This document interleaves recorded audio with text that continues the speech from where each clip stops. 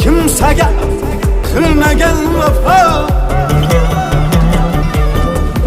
o'tkinchi barisi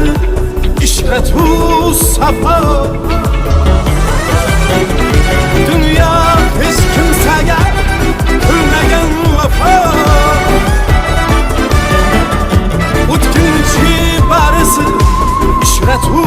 safo Ay do'stim ayt nega holim haqiqiy tabibdan yuraging kesilyaptimi go'yoki dunyoda birgina sening omadsiz kunlaring cho'zilyaptimi